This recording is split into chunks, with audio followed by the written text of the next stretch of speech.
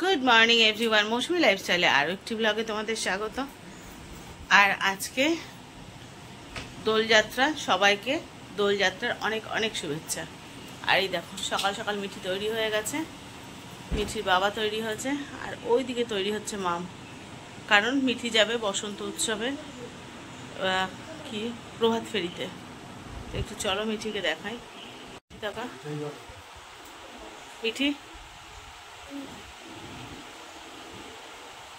হাতে চুরি করতে ব্যস্ত। আর এই যে দেখি তা এটা মিঠিদের ড্রেস কোড, এটা স্টুডেন্টদের ড্রেস কোড ইনফ্যাক্ট। আর ওর বাবা শুধু দিয়ে তাই চলে আসবে। আর মাম আসুক, মাম শাড়ি পরেছে দেখাচ্ছে। হ্যাঁ, একজন গার্জেন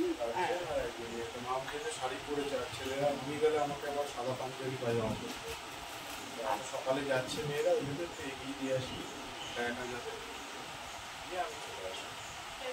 আমি হাঁটতে পারবো না এতটা। ওরা সবাই বেরিয়ে গেল আর আমি চলে এলাম ঠাকুর ঘর পরিষ্কার করতে, ঠাকুরের বাসন মেজে। আজকে যেহেতু পূর্ণিমা, তো গুরুদেবকে একটু পুজো দেবো, গোপাল আছে, গুরুদেব আছে, সেই জন্য চলে এলাম। ঠাকুরের বাসন কটা আগে মেজে নেব। ঠাকুর ঘরে মুছে এলাম, ঠাকুরের বাসন কটা মাজবো, মেজে তাই যাব পুজো করতে। স্নান হয়ে গেছে আমার, কিন্তু ওরা বেরিয়ে গেল, স্নানটা করে নিলাম আগে, নিয়ে ওর বাবা গেল এগিয়ে দিতে। আর আমি বললাম চলো স্নান করে ঠাকুর ঘরের কাজটা সেরে নিই, কারণ পূর্ণিমা তো আবার একটু রং টং খেলা আছে, তো আগে সকালবেলা পুজোটা করে নিই। চলো ঠাকুরের বাসন মেজে আসি। পিছনে আছে টাকা একটু। পুজো দেওয়া হয়ে গেছে, আর চলো আমার গোপাল সোনার রাজবেশ দর্শন করো। আজকে পূর্ণিমা, রং খেলার দিন। গোপালের জন্য বাবা নতুন জামা এনেছে। গোপালের সাথে এবার আমি রং খেলবো, কিন্তু তার আগে গোপাল একটু প্রসাদ গ্রহণ করে নিই। গোপালের পুজো দেওয়া হয়ে গেছে, এখানে গোপালকে দিয়েছি। বাকি ঠাকুর সমস্ত পুজো দেওয়া হয়ে গেছে। আজকে সকাল সকাল সমস্ত পুজো সারা। আর এই যে আমার গুরুদেব, গুরুদেবের পুজোও সারা, সকাল সকাল সমস্ত পুজো সারা। চলো এবার আমরা নিচে যাই, ঠাকুর প্রসাদ নিই, তারপরে এসে ঠাকুরের পায়ে রং দেব, গোপালের সাথে রং খেলবো, তারপরে শুরু হবে এ বাড়ির দোল উৎসব। জয় গোপাল।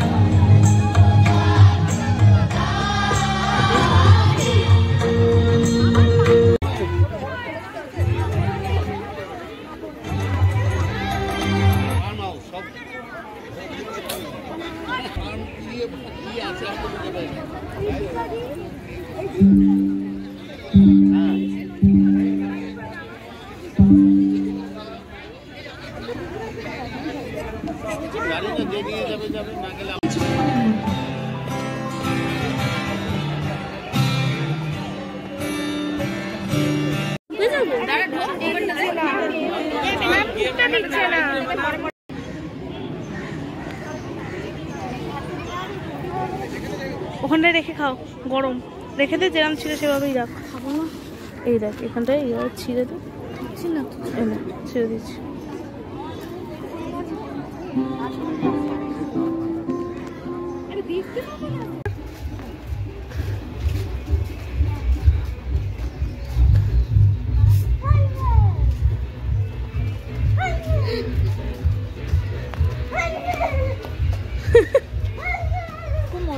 অবস্থা।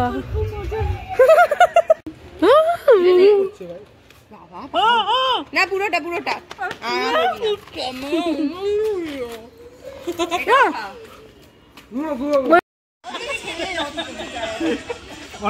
ন্যাশনাল থেকে ইন্টারন্যাশনাল চলে গেছে।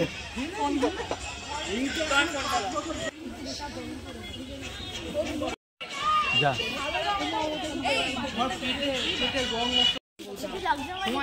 না না সুন্দর লাগছে। হ্যাঁ সবাই যাবে এই হিমুদা ক্লাবেও করেনি।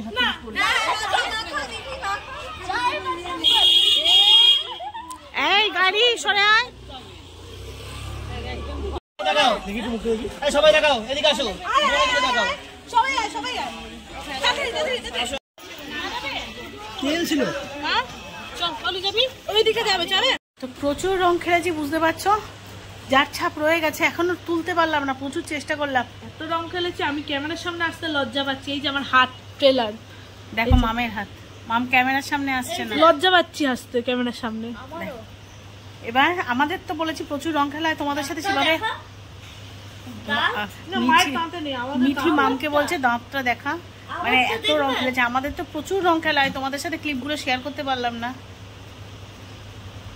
দেখো মিঠির অবস্থা দেখো, মুখে আমার লাগেনি। দেখো হাত দেখা, দেখো ওর তো ভালো মুখ পরিষ্কার আছে। না মুখ আমি ডলে ডলে পরিষ্কার করলাম, ওর মা আমি কভার করে দিয়েছি সাবান, জানিস স্কচ ব্রাইট দিয়ে মুখ ধরলে আমার মুখ পরিষ্কার হবে না। বুঝো অবস্থা।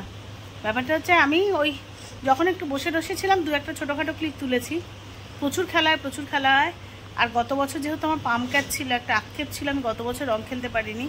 তবে রঙের থেকে খুব একটা দূরে ছিলাম সেটা ঠিক কথা না, ওখানে গিয়ে বসেছিলাম অল্প সময়, খুব সাময়িক সময় জন্য বসেছিলাম, কিন্তু বসেছিলাম। আর সবাই জানতো আমার পাম ক্যাচ আছে, সেই জন্য আমাকে কেউ রং দেয়নি, শুধু কপালে হালকা করে আবির দিয়েছিল টিপ করে আর কি। এবছর সেই সমস্ত না পাওয়া একসাথে উসুল করলাম। আর মামের বন্ধুর মায়েরাও এসেছিল, দুটো বন্ধুর মায়েরা, আর আমার জায়েরা ছিল, সব মিলিয়ে তোমার পরিষ্কার। বাপি বলে টাক পরিষ্কার আছে, আমার টাক পরিষ্কার। এই গালে একটা দাগ আছে। কম খেলেছো তো তুমি, সবচেয়ে কম খেলেছো। আর আমার দেখো এগুলো কিছুতেই উঠছে না, তুলতে পারছি না। তো যাই হোক, আমি কি লাল রঙের মাথা ফাটা রং তোর কাছে ছিল, তুই দিয়েছিস নিশ্চয়ই এটা? হ্যাঁ না এই দেখো কার কাছে লাল ছিল, তুই দিয়েছিস কি জানি নাকি তোর বন্ধুরা দিয়েছে? আমিও দিয়েছি, আমার বন্ধুরাও দিয়েছে, আর তিনটে বন্ধু এসেছিল, তিনটে। মামাই মাথা ফাটা রং দিতে গেছিল, তোর বাপি বললো যে কাকিকে দিস না, পালিয়ে গেছে। ভালো তো যাই হোক বেশ খেললাম, বেশ ভালো মতোই মজা করলাম। তোমাদের দাদা বাচ্চাদেরকে কি বলে কোল্ড ড্রিঙ্ক ক্যাডবেরি এনে খাওয়ালো সব বাচ্চাদের। আমার ভাগে ক্যাডবেরিটা কি একটা নিয়ে পালালো। তো তোর হাতে তো দেওয়া হয়েছে না, আমার হাতেরটা আমি আমার বোনের হাতে দিয়েছি, ও খেয়ে নিতে শিওর। স্বীকার না না, তারপরে এপাশে মইনাক ছিল, ওরা সমস্ত বাচ্চাদের দেওয়া হয়েছিল, সবাইকে দেওয়া হয়েছে। মানে পাড়ার তোর বন্ধুরা ছাড়াও পাড়ার যত বাচ্চা ছিল সবাইকে দেওয়া হয়েছে। তো যাই হোক ছুটিয়ে মজা করেছি, খুব ভালো লাগছে, কিন্তু সঙ্গে টায়ার্ডও লাগছে, কারণ আমার তো ভোরবেলা ওঠা অভ্যাস না। সেখানে ভোরবেলা উঠেছি, ওই যে ওরা যখন গেল তখন ওদেরকে রেডি করে তো ভিডিও শুরু করলাম, ওই উঠেছি, তারপরে ওরা বেরিয়ে গেল, স্নান টান করে ঠাকুর ঘরে ঢুকলাম, পুজো টুজো করে এসে তাড়াতাড়ি করে রান্না করলাম, রান্না করে রং খেলতে গেলাম। মানে বোঝো যে মানুষ আমি মানে বিছানা ছাড়তে পারি না, রং খেলবো বলে রান্নাটাও ভোরবেলা সেরে ফেলেছি। যাই হোক এবার খেয়ে দিয়ে একটা লম্বা ঘুম দেবো, লম্বা, মানে শরীরও খুব ক্লান্ত লাগছে। মানে আমাদের পুকুর পাড়ে বসেই আমার চোখ ঝুলে আসছিল, আমি আর পাচ্ছিলাম না, নাহলে আরেকটু রং খেলা যেত। আমার ছোটো ভাসুর নামবে না, ছোটটাকে ডেকে ডেকে নামিয়ে রং খেলে দিচ্ছি।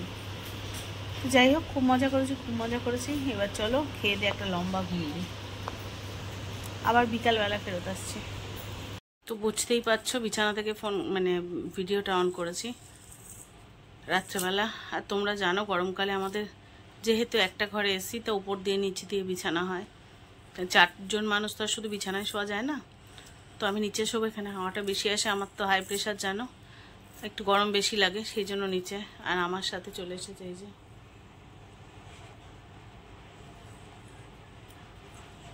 আমার দুষ্টু বুড়ি, বিচ্ছু বুড়ি। আর আমি এখানে ডায়ালিসিস ব্যাগ গোছাতে বসেছি। আজকে তো আমার ডায়ালিসিসের দিন, তোমরা জানো, কিন্তু সেটা তো আমি যাইনি, আমি তো অনেক কষ্টে পিছিয়েছি। কালকে ডায়ালিসিস যাব। হাত কেটে গেছে। দেখো বিচ্ছু মেয়ে এমনি এমনি বলি তো। ডায়ালিসিসের দেখো হাত কাটে নিয়ে আমি মায়ের মাইক্রোফোন দিয়ে করেছি। আর পুরো হাত দেখো দাঁতে রং লেগেছে না লেগে।